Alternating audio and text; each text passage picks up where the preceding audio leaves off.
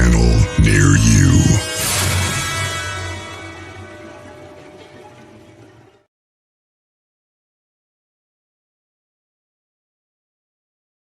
Happy Friday night, everybody. Lenny, how we doing? We got Curtis in the house already. Curtis, how you doing? Boy, what a week. It's been a crazy week.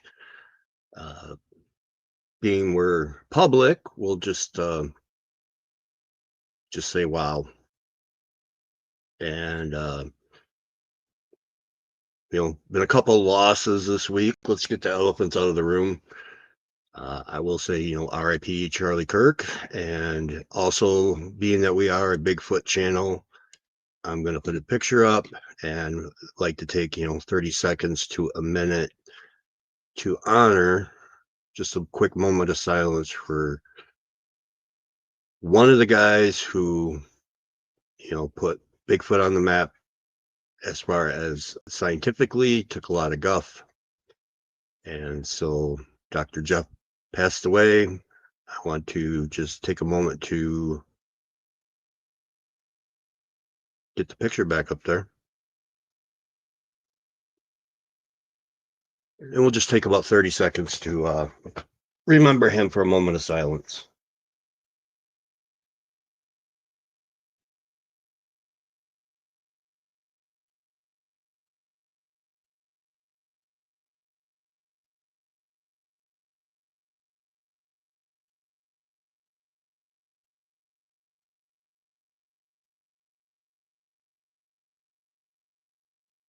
Yeah, Lenny, it has been a heck of a week. We are, oops, sorry, just bang Bear Bear's head. A little speechless, but you know what? Charlie Kirk was about having discussions. So being Bigfoot channel and a little bit things, let's have some discussions tonight and try to have a little fun in the process. Been a lot of events, a lot of scenes coming out. And hello, Jenny Sullivan from Ireland. Thank you for tuning in. Appreciate you being here. I don't know how late you're up over there. It is, 9 p.m. Eastern here. So I don't know if you're in the morning or in the middle of the night, but thank you for joining. Amy, how you doing?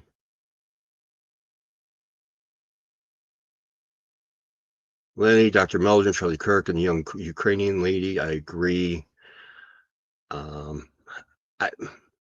Lenny, maybe correct me if I'm wrong, but the strange thing is, I think what happened to the girl was the footage just came out, but it actually happened a couple of weeks ago, right? It's still sad nonetheless, but the original topic for tonight, there have been some pretty cool stuff. We touched on Titanic and why that went down before. We've touched on the Edmund Fitzgerald and the big mystery surrounding the big what happened to Edmund Fitzgerald, and there's been actually developments as to what happened. So Trista Howard, hello. How are you doing? Lenny, yeah, I think unfortunately the footage just came out. I think it happened a couple weeks ago. A YouTuber put it out there and then it really gained traction. So it's sad. Bigfoot Outlaw, Mr. Grizzly Chris himself is here, the man with the best beard in Bigfoot. There is an interview up with him and Mary as well. If you guys haven't watched that yet, check it out. That is a really cool interview. It's nice to see Grizzly get interviewed instead of doing the interviewing, and it's a very interesting video too. So you can't believe what actually happens on camera. I'm not going to spoil it for you because I want you to watch it. So go click. Jenny, it happened in August and it was just showing up. Yeah, that's what I thought, Jenny. Thank you for helping me out with that. Lenny. Oh, Amy did see the interview. Great stuff. So as Val Kilmer said, Grizzly, we'll plug you and we'll make you famous, even more famous than you already are.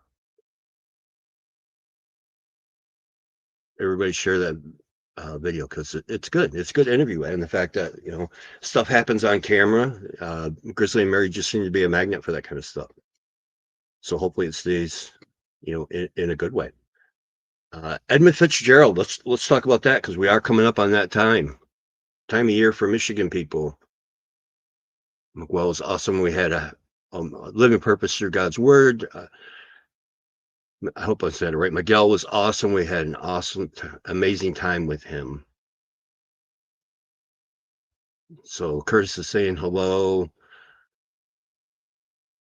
And yeah, so new stuff, new scans. I like to keep up on that stuff. We have talked about the Edmund Fitzgerald before, and the fact that, it was kind of a mystery as to what went down. We all know it was on Lake Superior in November. And of course, let's see here. Went through one of the major storms, one of the biggest storms, and there were a lot of mysteries as to why that boat went down. Took 29 people with it.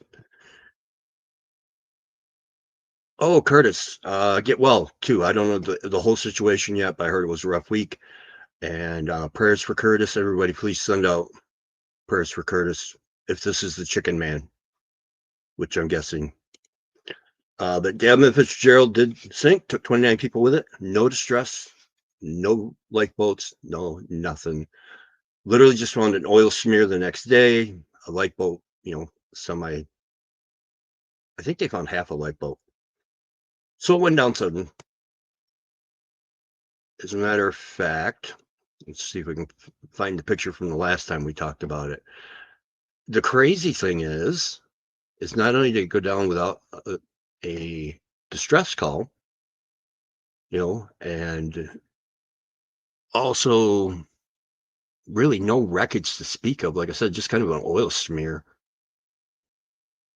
The crazy part to me is that boat was over almost 800 feet long, 729 feet long. So let's remember that. And the fact that it is, I can't find, only in 500 feet of water. When are you going to go Bigfooting with us, Brian? Good question, Mary. I have surgery on September 26th. Everything will depend on that and some results.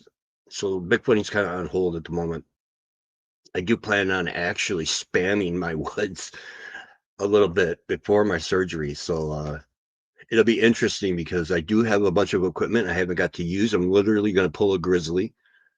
I've got 2 different style trail cams. I've got, a couple of the more modern ones, but then believe it or not, what was crazy, and I know I've brought this up on the podcast before. Mary, we understand we're praying for you. Thank you, Mary. I appreciate that. I can use them all. I'd always talked about wanting a Polaroid camera to use, because, all the modern cameras and your phones and everything, you get the pixelation, where the processors are taking the picture and then they're filling in information that isn't there to try to make it whole, just like the human brain will do.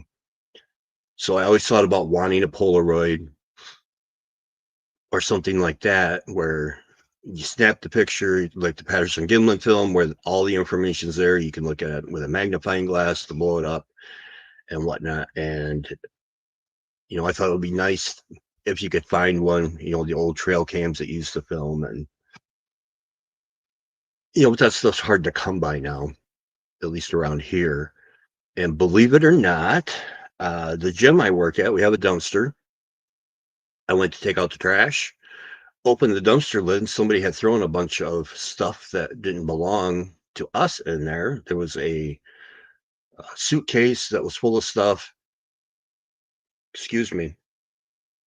And another bag that looked like it had purses in it. It got my curiosity. So yes, I dumpster dove and pulled the bag out. And in the bag with the purses, there was actually a trail cam. And so I thought, what the heck? It's probably broken, but I'll take it inside and take a look at it. And open it up, and lo and behold, it's one of the older trail cams that takes film. And there was actually a roll of film in it. So I'm really trying to figure out where I can send that to get it developed, because I want to know what people are tossing. And so I thought, well, it's probably trash. That's why they threw it away.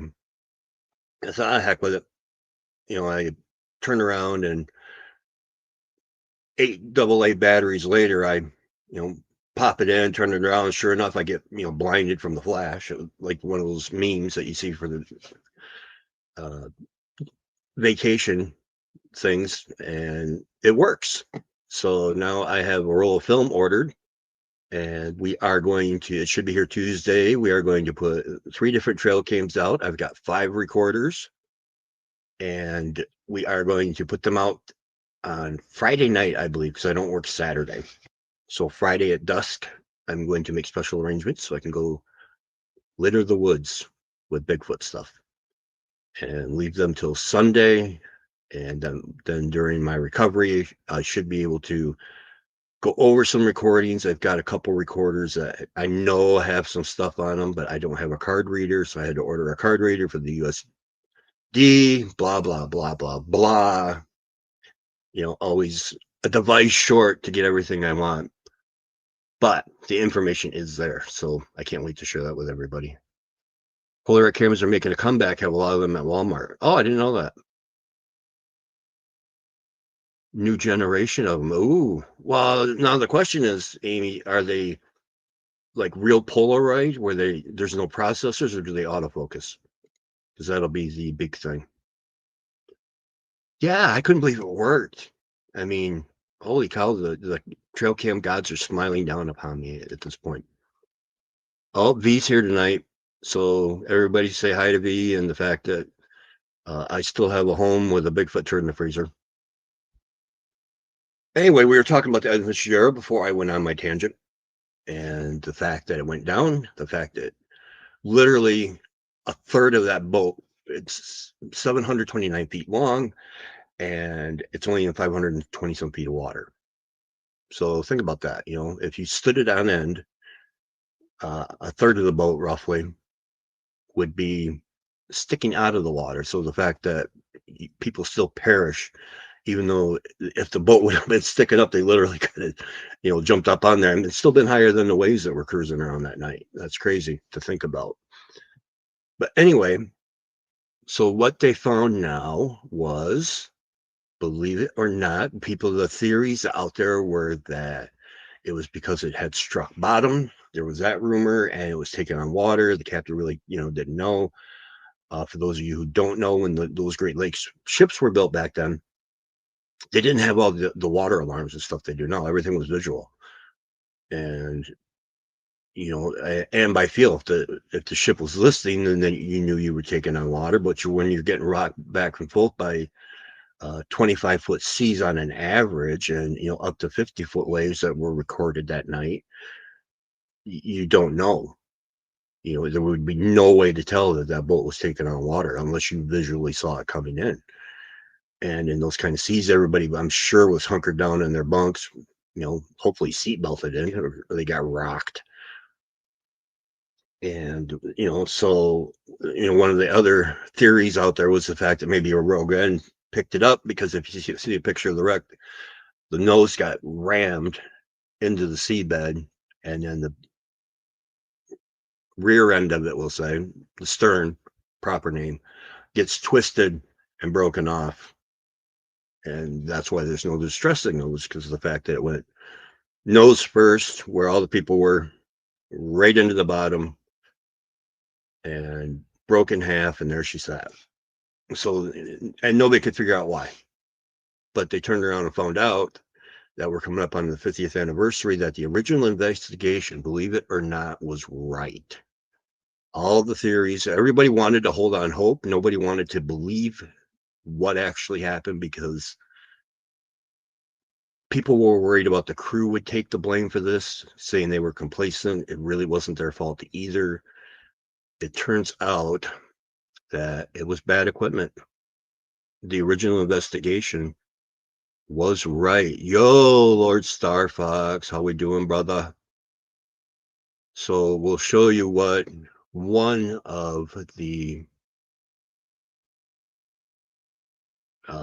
issues was that they didn't know about. We're going to open this up. So not only did the hatch covers fail because of the fact there were no gaskets in those hatch covers. They had literally big C clamps that were on there. Oh, Lord Starfox is in and being interviewed. Love you, Mr. B. Love you too, my brother. Love and appreciate you. So what you're looking at here is a typical vent pipe on one of the lower Lakers.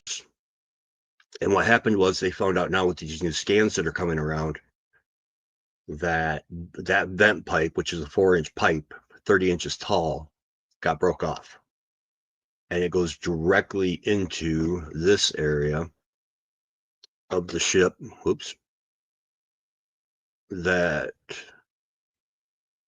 makes it a major problem because not only, I mean, when you're talking 25-foot seas coming across your bow and some of the clamps were bent, they found them broken.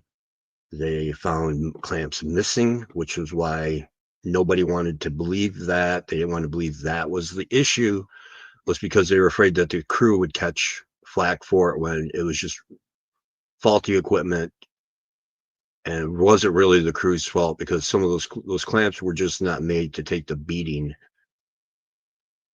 that that boat was put under. Here's a very simplified drawing of it, and where those hatch covers are, that vent also goes down. If you look at the bottom left, you can see where the hatch covers are in the center. The vent pipe would be off to the left of that arrow, and it goes directly down into the tunnels of the ship. So you can see right where it says shear strike, the 2 arrows for the tunnels. That's where Lord Starfox heard the Titanic had enough tub fire, but didn't have enough time to repair it. So they parked that outside at sea and began. Sorry, slow down. Lord Starfox heard the Titanic had a fire, but didn't have enough time to repair it. So they parked that site out to sea, and the bird hit a spot pop. That's one of the legends, and we'll talk about Titanic here in a little bit. Both scare me too, especially after my first book report was on Titanic. But we'll get back to that. So what happened to Evan Fitzgerald was the fact that the waves were breaking, clamps were falling off, and literally when that boat started to list and the captain noticed, McSorley made his last famous call, "We're holding our own." Probably didn't even know he was doinked at that point. That boat was going down no matter what they did because it was already listing. Water was coming in with that open vent pipe at roughly 4,000 gallons per minute. So the fact that it even stayed afloat as long as it did to go as far as it did is a testament to the boat, to the crew. And it also explains why it disappeared, because basically what happened is the wave catches it, the water sloshes back as that bow comes back down, all that water comes rushing forward, so it literally just corkscrewed it right into the dirt. I mean, there was no coming back from that. That's why there were no life signals or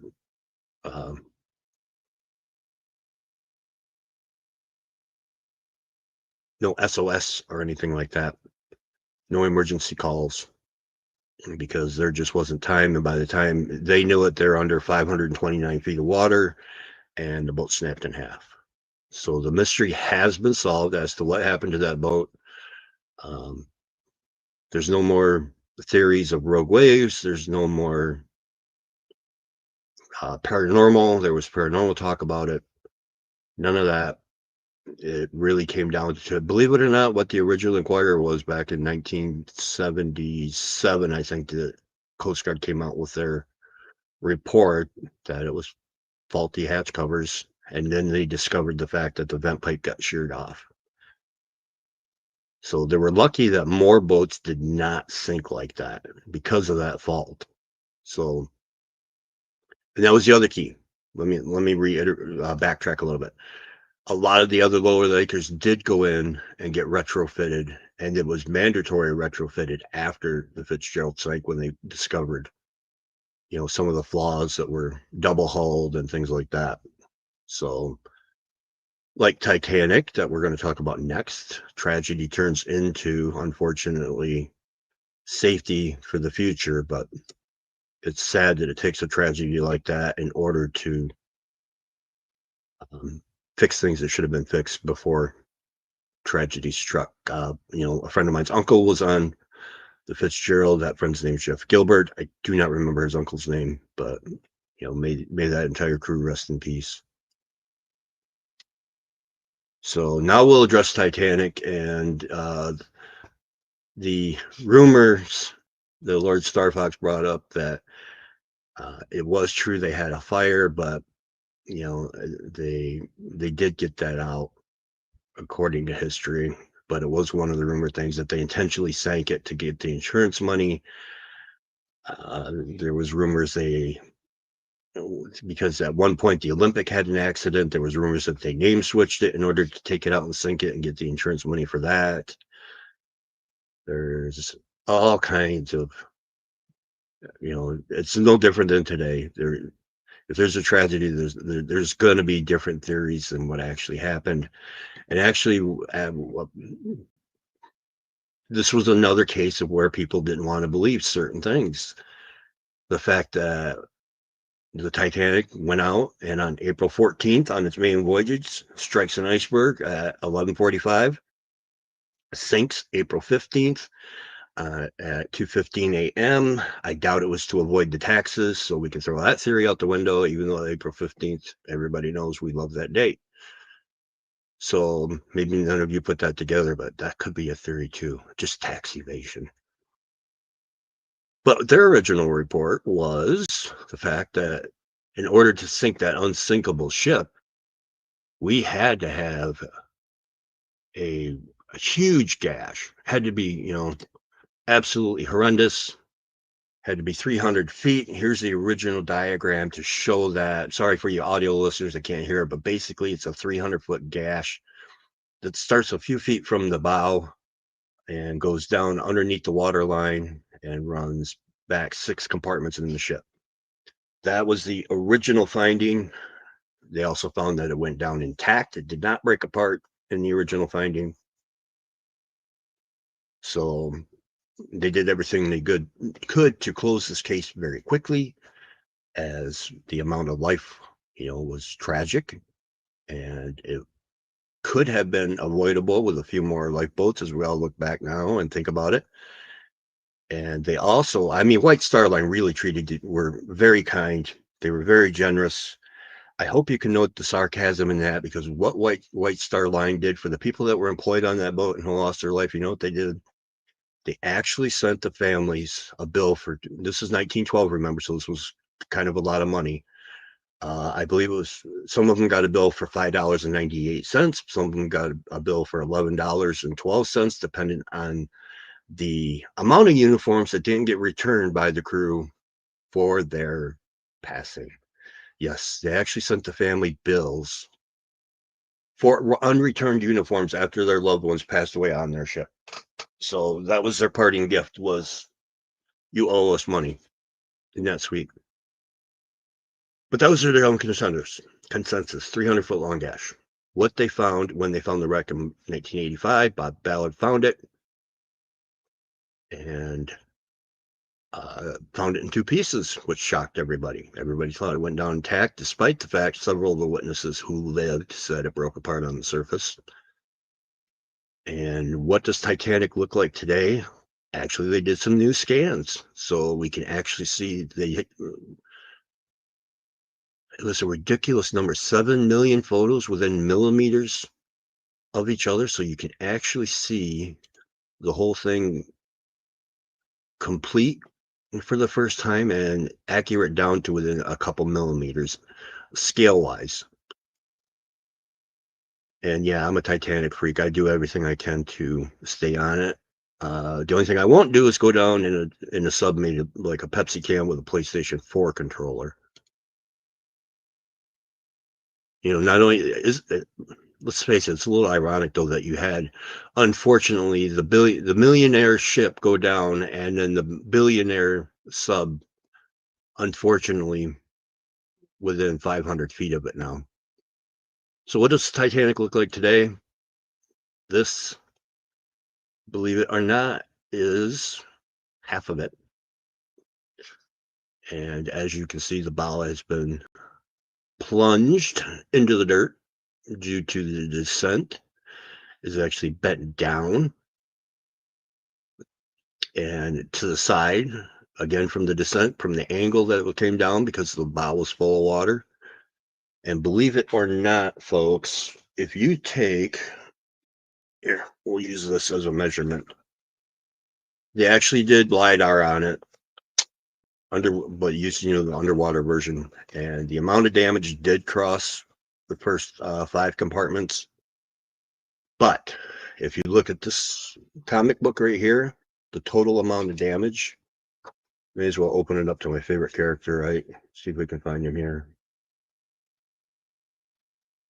The total amount of damage is literally, I kid you not, ABCDEFGH amounts to, moment of drum roll here, as soon as I can find him.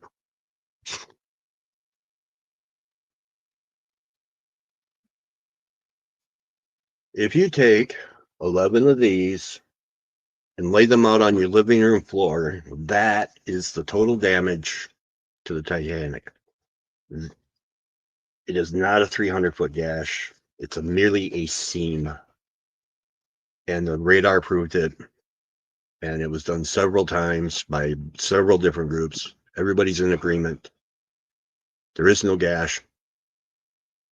It is literally just a zipper where the iceberg pushed hard enough on the boat to pop the rivets, open a small seam, and 11 comic books laying on end is what took the ship down.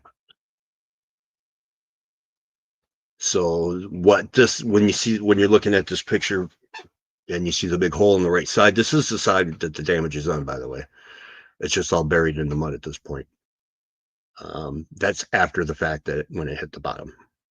So it kind of bent as it went.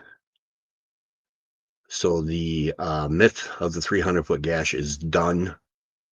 The new side scans reveal the fact. I thought that thing was going to hang around like 500-600 years, but it's probably it's not going to be very long, 50 to 100 years. And unfortunately, being respectful of those who are still in that boat, it's nothing going to be but an orange stain at this point within 100 years.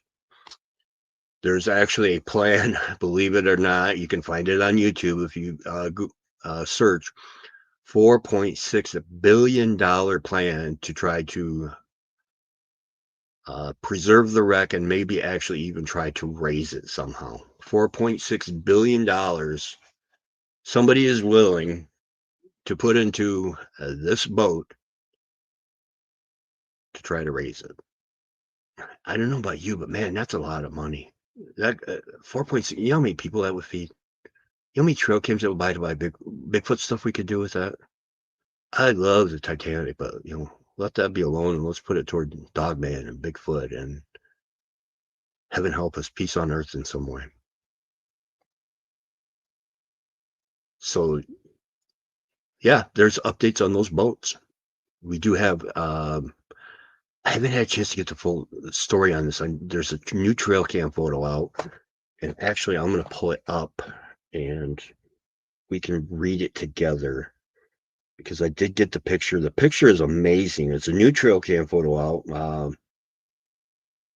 BFRO, I think, is the one who broke the story, but there's YouTube on it. It's all over the internet of a new Bigfoot trail cam photo. Believe it or not, when people say they can't catch them on the trail cams, there are people starting to come forward with good trail cam pictures. I wonder if it's the fact that this picture winds up being during the day. And let's see here, not Expedition Bigfoot.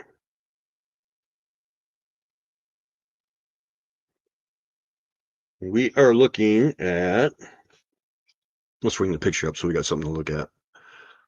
RIP Titanic. Picture is gone, but new Bigfoot photo is coming up.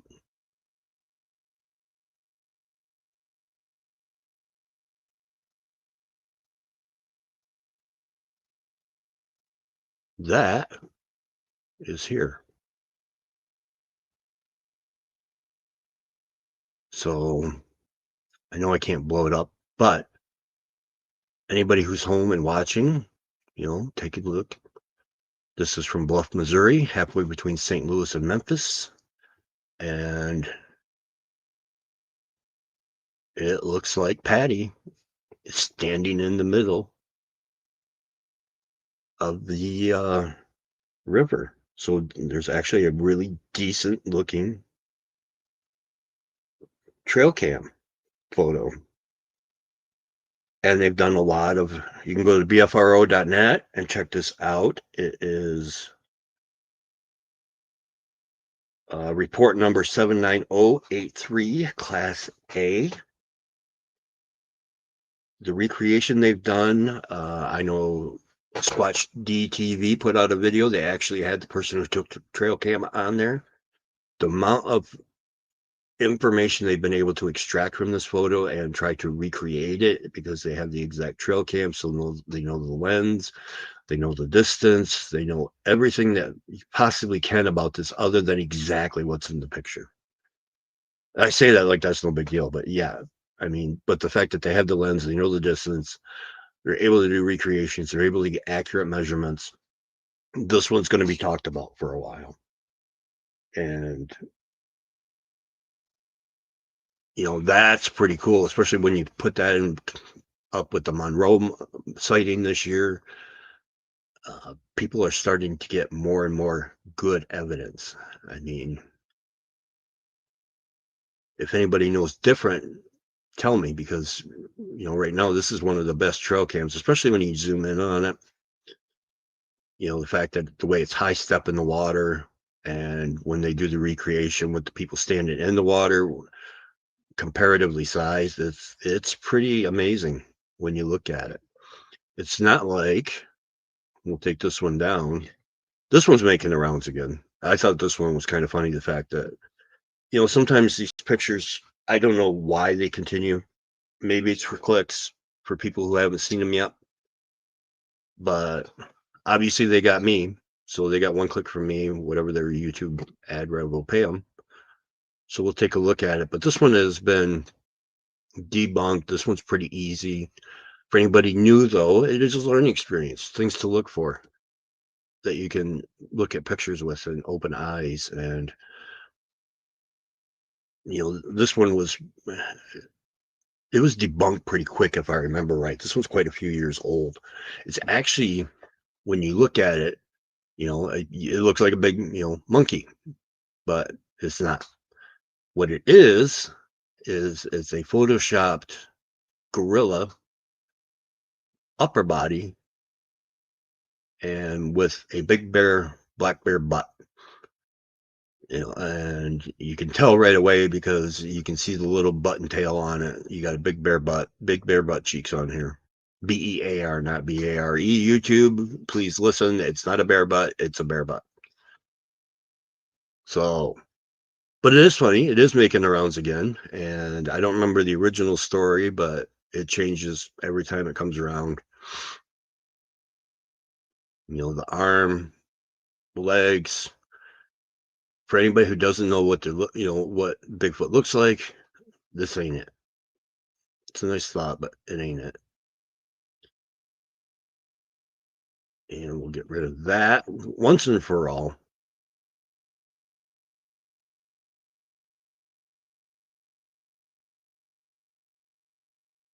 Amy, something so crucial. Yep. Simple and crucial for the hatches. Yep. That's terrible. Sorry, folks, I got behind the comments. Let's catch up.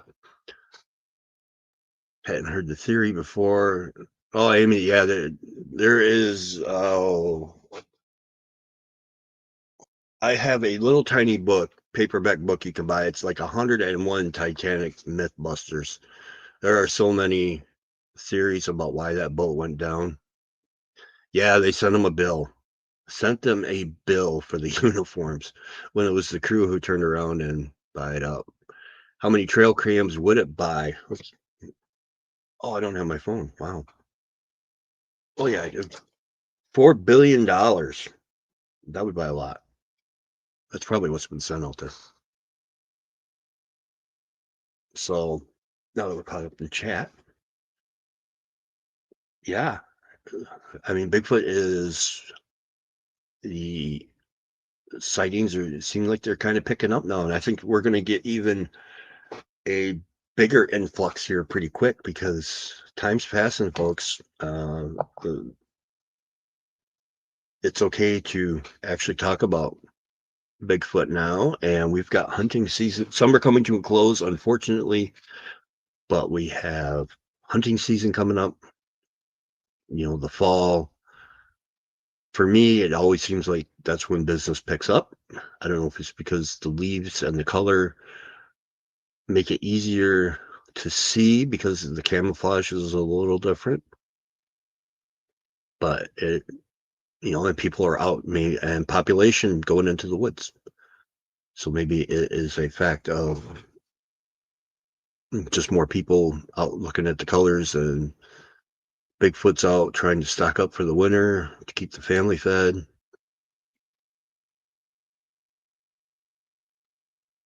So it's, I think business is going to pick up. Hopefully my recovery is fairly short. Should be 4 to 6 weeks, but hopefully I'm in the woods within days. There is an event in October. I have to talk to my surgeon to see if I can get okayed for that. I don't know if I'll take a 9-hour bump or not, or if that's even good for me to go. So I need to get that discussed with the doctor, not to put a damper on it, pick it back up with the fact that we are going to photo crap. Not as many as Grizzly. I think Grizzly's got like 60 trail cams that he put out and left them for 6 months. We're only going to put a couple out, but it's someplace that, you know, trail cams haven't been, as far as I know, at least looking for the particular subjects we have. But as everybody knows, the DNR will think I'm just out there taking pictures of the bears. So everything, life will be good. As my dog picks his head up. Any questions as we're going, you know, let me know. Things that we want to keep pushing and keep hearing about what's happening in the Bigfoot world. You know, Dr. Meldrum was a terrible loss. I did not know him personally. I did have a couple interactions with him on Messenger, which blew my mind. Because I never thought in a million years, and who knows, you know, it's Messenger. Was it him or was it his team? Who knows? I had the same thing, you know, Barb Hartman and I talked about candidates for the Mount Rushmore Bigfoot that we'll be putting a final tally on here pretty soon. So be sure to be ready to check that out. And, you know, put in chat too, or on in the comments, who you think deserves to be on the Mount Rushmore of Bigfoot. It's a tough thing to decide when you really think about the people and how to decide it. Because to me, you've got at least 2 different generations of Bigfoot. And what I mean by that is as far as a division in time, because a lot of people, you've got your original 4 horsemen, you know, with Bendernagle and you got your Ron Moorheads in there, you got, and people that were investigating Bigfoot before Patterson Gimlin. And up until, you know, we'll call it the modern era of Bigfooting, those people got hammered. They were, you know, wackos. They were lunatics, full-blown tart muffins, you name it. That's what they got called, yet they still persisted. They gathered information. They totally did it for their own interest, and interest in science, and interest in the species. There was no fame to be gained by this. As a matter of fact, a lot of people took a lot of heat. Bob Gimlin kind of retreated from the Bigfoot world until Autumn Williams came around, and I think it was 2007-ish when he finally, had been 37 years, I remember, between the two interviews. So without Autumn Williams, you don't have Bob Gimlin coming back forward, I don't think. So that's where the modern era begins, when it becomes okay to talk about Bigfoot again. Because now you've had some shows out there. You've had Monster Quest. You've had, of course, Finding Bigfoot. You got to give them their props. Did they ever find him? No. But how are you going to... It was cool to watch. It was entertainment, which is what it was made for. But the other unexpected aspect of that show was it made Bigfoot mainstream as far as being able to talk about it.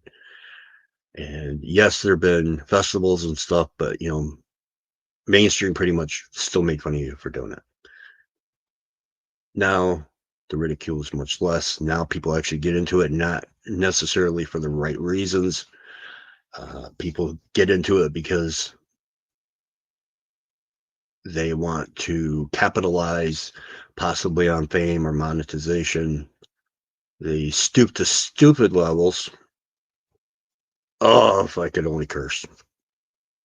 Anyway, hoaxing and everything else with it, just to make a buck, to get a click, to get a moment in a spotlight, yet they don't realize that they're tarnishing what other people are trying to do, which is, I don't want to say, not necessarily bring Bigfoot to life as far as being a species that, probably, or a type of people. That will probably never happen in my lifetime, but there are people out there who genuinely want to do it from their hearts. You have people like Grizzly, you've got people like me, you've got people like Barb Hartman, Tom Cantrell.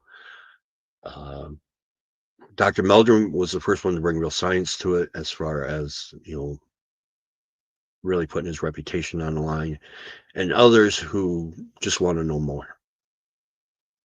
And we should be able to, as I'll allude to a certain individual, we should be able to have conversations about this without resulting in insults.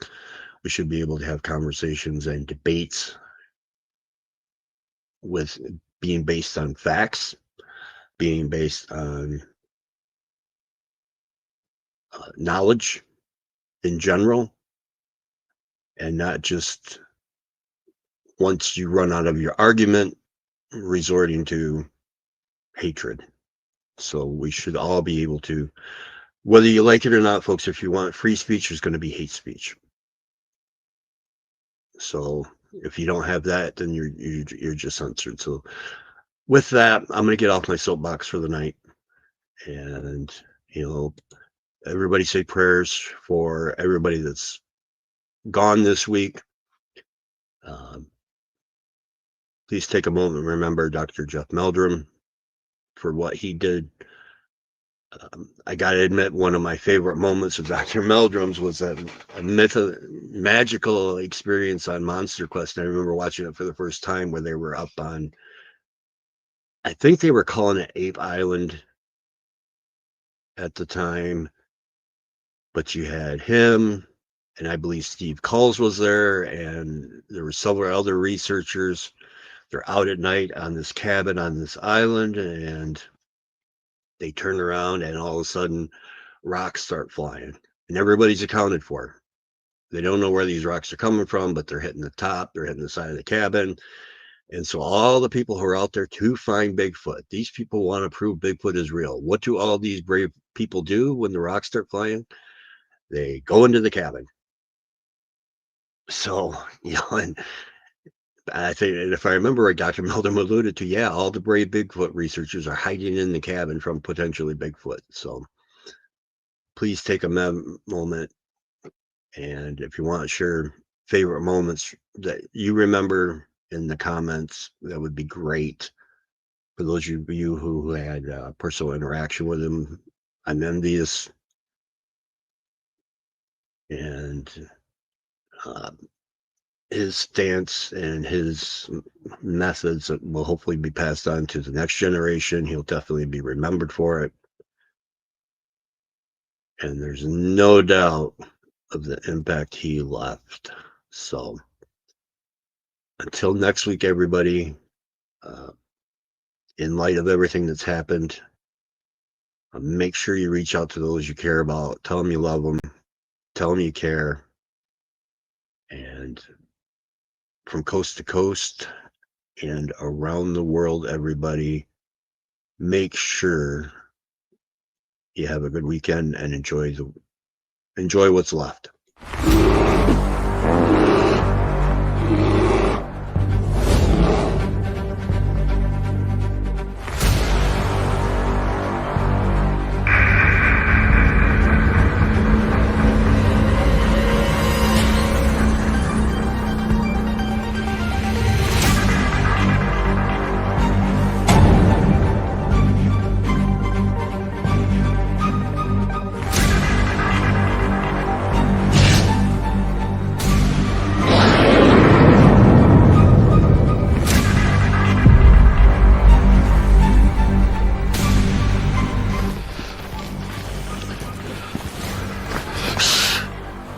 It's a grizzly.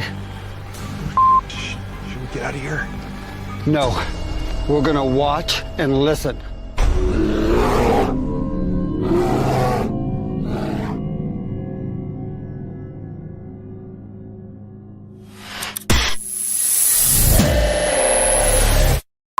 Action.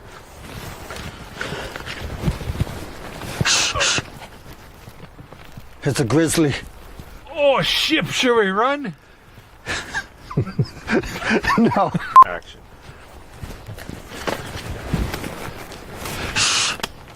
It's a grizzly. Oh, should we run? Okay.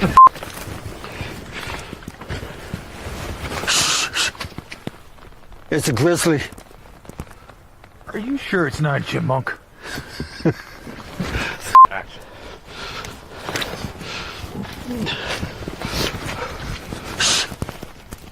No, get out of here. Action.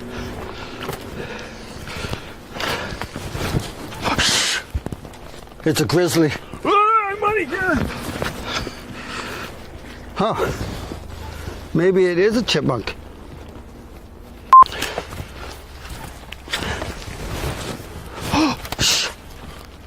It's a grizzly. Are we gonna die? I don't know. We're just gonna sit here and listen and watch. Let's get out of here, maybe. Fall!